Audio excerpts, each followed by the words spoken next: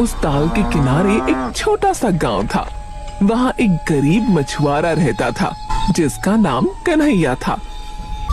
माँ, आज भी सिर्फ 2 मछलियाँ मिली। ये रूपहला ताल मुझे कभी भी कुछ भी पूरा देता ही नहीं। बेटा संतोष करो, जो मिलता है उसमें खुश रहो। संतोष? माँ, हमारे पास न घर है न धन। कन्हैया गुस्से में ताल की तरफ चल दिया।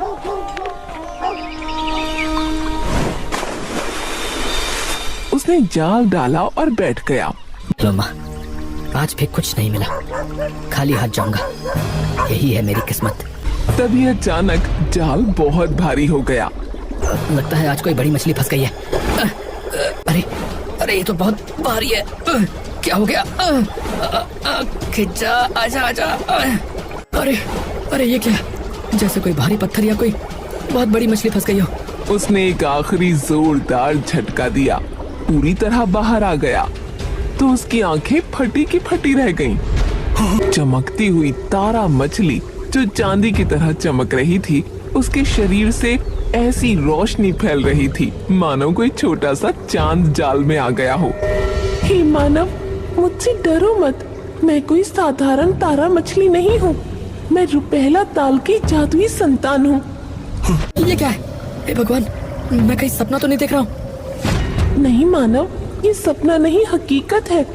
अगर तुम मुझे छोड़ दोगे तो मैं तुम्हें 3 ऐसे रहस्य बताऊंगी जो तुम्हारी पूरी जिंदगी बदल देंगे। ठीक है, मैं तुझे छोड़ दूंगा, लेकिन पहले बता, क्या सच में तू मेरी किस्मत बदल सकती है? हाँ, लेकिन पहले मुझे पानी में डाल दो। कन्हैया ने तुरंत उसे रूपहला ताल में छोड़ दिया। तारा मछली पानी में जाकर खिलखिला उठी। अब ध्यान से सुन। पहला रहस्य, तुम्हारा विवाह किसी इंसान से नहीं होगा। तुम एक परी से शादी करोगे। क्या? परी से विवाह? ये कैसे हो सकता है? दूसरा रहस्य, तुम्हारे 2 पुत्र होंगे। तीसरा रहस्य क्या है? तीसरा रहस्य ये है कि एक कंगन तुम्हारी पूरी जिंदगी बदल देगा। वो कंगन ना तो सोने का होगा न चांदी का, बल्कि मोतियों से बना होगा। ये सब कुछ बहुत अजीब लगता है। मैं इन बातों पर विश्वास नहीं कर सकता। नहीं नहीं, तुम बिल्कुल बकवास कर रही हो। समय आने पर तुम्हें सब समझ आ जाएगा। अब मैं जाती हूँ, याद रखना। कन्हैया बहुत देर तक ताल के किनारे बैठा सोचता रहा।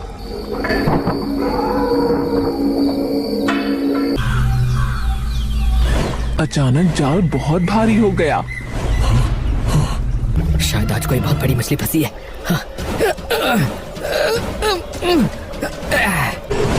उसने जोर लगाकर जाल खींचा तो उसके अंदर एक सुंदर परी थी। हे मानव, कृपया मुझे इस जाल से मुक्त कर दो। मैं बहुत दर्द में हूँ। ये तो वही परी लगती है जिसके बारे में तारा मछली ने बताया था। उसने तुरंत जाल खोला और परी को पानी में छोड़ दिया। तुमने मेरी जान बचाई है। तुम बहुत दयालु मानव हो। मैं तुम्हारा उपकार कभी नहीं भूलूंगी। मैं निहारिका हूँ, रूपहला ताल की रानी। धन्यवाद मानव। अब मैंने तो बस वही किया जो हर इंसान को करना चाहिए। तुम अच्छे इंसान हो। मैं तुम्हें एक जादुई सीप देती हूँ। इस सीप में अपार शक्ति है। तुम इससे जो भी इच्छा मांगोगे वो पूरी हो जाएगी। बस एक बार सीप को अपने कान से लगाकर इच्छा बोल देना। कन्हैया रात भर सो नहीं सका। उसके मन में सिर्फ निहारिका का चेहरा घूम रहा था। निहारिका, क्या चाहिए तुम्हें कन्हैया? मैंने तुम्हारी दी हुई सीप से कोई इच्छा नहीं मांगी। मैं तुमसे कुछ और मांगना चाहता हूँ। कन्हैया ने सीप को कान से लगाया। हे जादुई सीप, मेरी इच्छा है कि मैं इस परी निहारिका से विवाह करूं। मैं इसे अपनी पत्नी के रूप में देखना चाहता हूँ। सीप चमक उठी। निहारिका के शरीर से जादुई रोशनी फैलने लगी। कन्हैया, तुमने ऐसा क्यों किया? अब मैं जल लोक से अलग हो गई हूँ। तभी वहाँ ऋषि अगस्त्य प्रकट हुए। डरो मत, ये सब भाग्य का खेल है। तुम दोनों का मिलन पहले से ही तय था। ऋषिवर, कृपया हमारी सहायता करें। मैं तुम्हें एक दिव्य मणि देता हूँ। इस मणि की शक्ति से निहारिका जब चाहे इंसान बन सकती है, परंतु एक शर्त है। यदि ये मणि खो गई या टूट गई तो निहारिका सदैव के लिए उसी रूप में फंस जाएगी जिस रूप में वो उस समय होगी। ठीक है ऋषिवर, हमें शर्त मंजूर है। ऋषि अगस्त्य ने उनका विवाह करा दिया। समय बाद निहारिका ने 2 पुत्रों को जन्म दिया। देखो कन्हैया, हमारा बड़ा बेटा करण और छोटा बेटा वीर। तारा मछली की बातें सच हो रही हैं। मेरे 2 पुत्र हैं, लेकिन हम उन्हें कभी अलग नहीं होने देंगे, है ना? कभी नहीं। समय बीतता गया। करण और वीर बड़े होने लगे। वो बहुत होशियार और बहादुर थे, लेकिन निहारिका के मन में हमेशा अपने जल लोक की याद रहती थी। मेरा जल लोक, मेरा परिवार, काश मैं एक बार उनसे मिल पाती। कन्हैया, मुझे अपने लोक जाना है। मैं अपने परिवार से मिलना चाहती हूँ। अरे तो तुम रो क्यों रही हो? तुम जाओ निहारिका, मिलकर आओ, लेकिन बस जल्दी लौट आना। निहारिका ने दिव्य मणि निकाली और रुपहला ताल के किनारे खड़ी हो गई।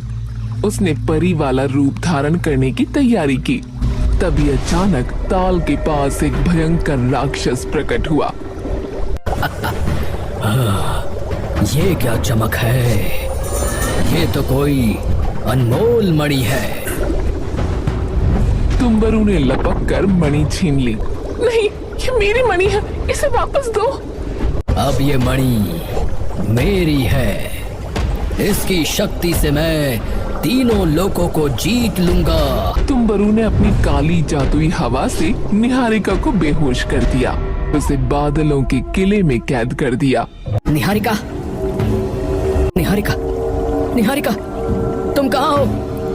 हाय राम, ये कंगन टूट गया। तारा मछली ने कहा था जब कंगन टूटेगा तो परिवार बिखर जाएगा। हाँ। क्या हुआ? माँ कहाँ है? बेटा, लगता है किसी ने तुम्हारी माँ का अपहरण कर लिया है। क्या? वो जो भी है, हम उसे मार डालेंगे। लेकिन वो मिलेगा कैसे? और तुम्हारी माँ कहाँ होगी? पिताजी, हम अपनी माँ को ढूंढ कर लाएंगे, चाहे जितनी भी मुश्किलें क्यों ना हो। रास्ते में उन्हें एक बूढ़ी जलपरी मिली जो बहुत दुखी थी। तुम दोनों कहाँ जा रहे हो बच्चों? हम अपनी माँ को ढूंढ रहे हैं, वो भी एक जलपरी है। उन्हें एक राक्षस तुम्बरू ने बादलों के किले में कैद कर दिया है। तुम दोनों यहाँ तक कैसे पहुँच गए? तुम्बरू ने अपनी काली शक्ति का इस्तेमाल करके उन पर जादू करने की कोशिश की। करण और वीर ने ऋषि का दिया जादुई पंख लहराया। हाँ, क्या? ये असंभव है। मेरी शक्तियाँ बेअसर हो रही हैं। तुम मुझे हरा सकते हो, परंतु तुम्हारी माता को आजाद करने के लिए तुम में से किसी एक को मेरे साथ रहना होगा। तुमने पहले ही बहुत कष्ट सहे भाई, अब बारी मेरी है। तुम ऐसा क्यों कर रहे हो? अपनी जान दांव पर लगा रहे हो एक दूसरे के लिए। क्योंकि प्रेम और त्याग ही सबसे बड़ी शक्ति है। तुम्हारी काली शक्तियाँ इसके आगे कुछ नहीं। तुम्बरू का दिल पिघल गया। उसकी आंखों में आंसू आ गए। मैं भी कभी एक साधारण मनुष्य था। जब मेरी पत्नी ने मुझे छोड़ दिया तो मैं क्रोधित होकर राक्षस बन गया। परंतु तुम दोनों ने मुझे सिखाया कि सच्चा प्रेम कभी मरता नहीं। तुम्बरू उठा और उसने क्रिस्टल का पिंजरा खोल दिया। निहारिका बाहर आई। करण, वीर, मेरे बच्चों। उसने दोनों बेटों को गले लगा लिया। तुम्बरू ने दिव्य मणि वापस कर दी। ये लो तुम्हारी मणि। अब मैं राक्षस नहीं रहूंगा, मैं एक साधारण जीवन जीने जाऊंगा। तुम्बरू हवा में विलीन हो गया। सब लोग रुपहला ताल लौट आए। कन्हैया अपनी पत्नी और बच्चों को देखकर फूट पड़ा। निहारिका, करण, वीर, तुम लौट आए। मेरा परिवार वापस आ गया। ऋषि अगस्त्य वहां प्रकट हुए। यदि तुम सच में मानव बनना चाहती हो तो इस मणि को नष्ट करना होगा। यही तुम्हें 2 लोकों के बीच में बांधे रखती है।